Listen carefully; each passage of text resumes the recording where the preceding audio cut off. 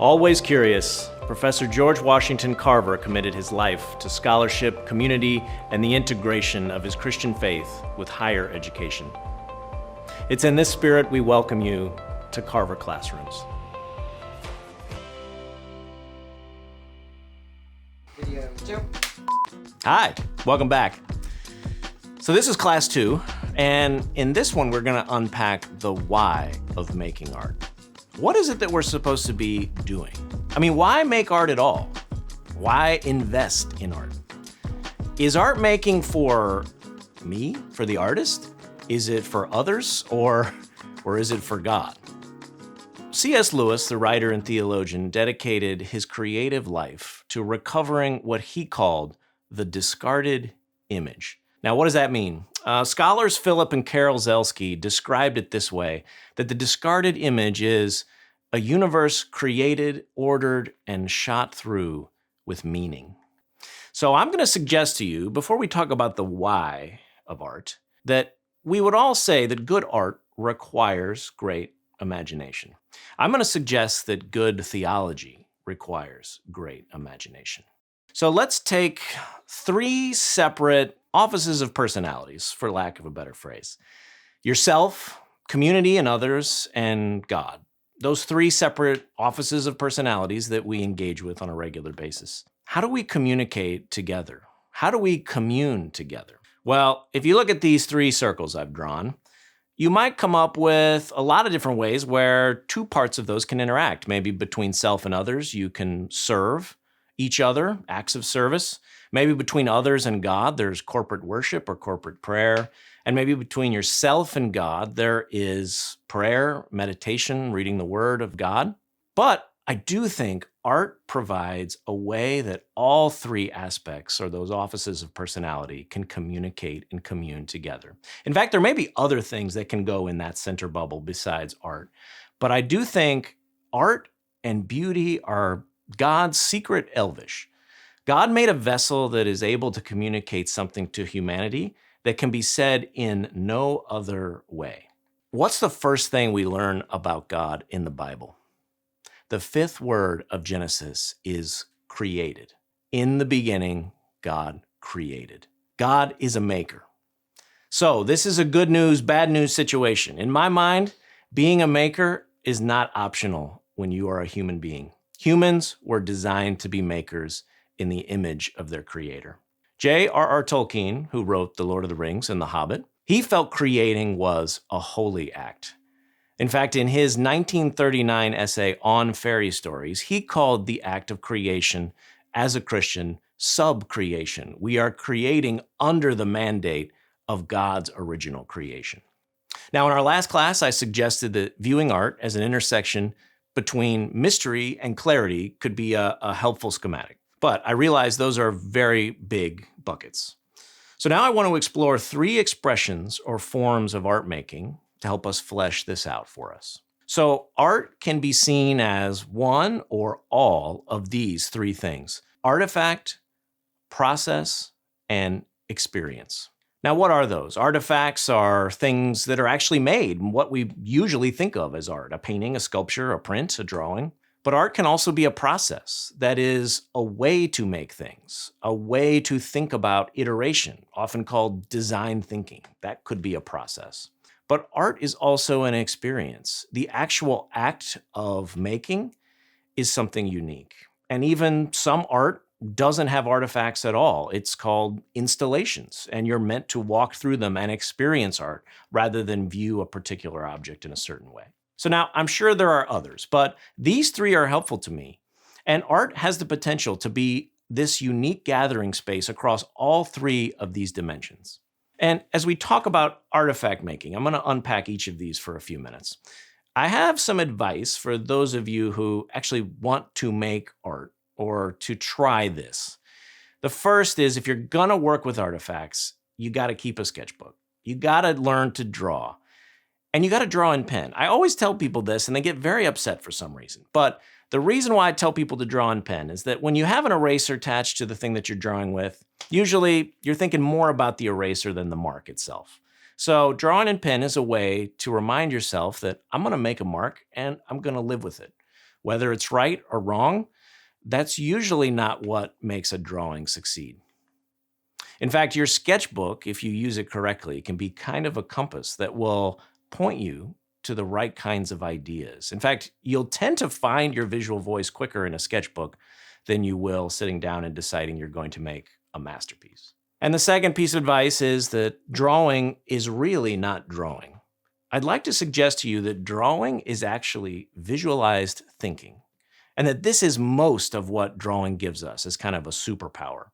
Most of our culture actually believes that drawing, or being talented at drawing, is more about rendering a beautiful photo in luscious detail with lights and darks and beautiful shapes. But most of the drawing that we do in our lives is really about taking what is inside of your mind and visualizing it. And that's the beauty of a sketchbook.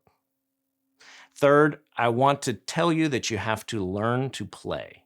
And what is the main purpose of play? Enjoyment. There is no desired outcome in play. For instance, when is the last time when you saw kids playing on the playground that one kid told another kid they were using the monkey bars the wrong way, right? There's no goal. There's only enjoyment. There's no outcome.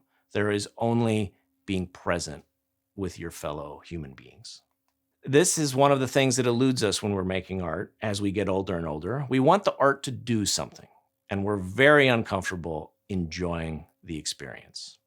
Most people tend to believe that artists come up with great ideas in their mind and then visualize them onto the page. But what I have found from many years of drawing and making, that ideas come from actions. The mere act of drawing is what triggers my best ideas. And that if you wait for an idea to come as a flash of lightning from the clouds in your mind, you're often never going to begin. So my advice to you is just start drawing. Now, process. I'm going to tell you about a phenomenon that all artists have experienced, and that is the pit of despair. Now, I realize I'm borrowing this from The Princess Bride. Those of you who have not seen that movie, shame on you. Go pause this video and watch it right now. But as I put this chart on the screen, I want to show you something that I think should be just said out loud for every creative person. And that is, from a very early age, if you're trying to make creative work, you need to normalize struggle. We all have that perfect, beautiful idea in our minds, that butterfly, that perfect idea you're going to capture in the net. And as soon as you go to contain it, to visualize it on paper, we instantly fall head over heels into the pit of despair. And that is the place where you're going to want to give up. And I guarantee you that every artist, no matter how many projects they have made, no matter how many paintings or sculptures, this happens to every person. And the only great art that is made as we climb out of that pit of despair. That is where we really struggle with, is this a good idea? How do I make this? How do I fight against the media as I'm visualizing this idea? In fact, you'll never get to the heights of that original idea. The final project, that gap between what you saw in your mind and what you actually made, will never actually be closed. And that's okay. Now, finally, experience. For years, I've told my students, no matter the assignment, if you dislike what you are drawing, it is 100% your fault, and not the fault of the assignment or your beloved professor.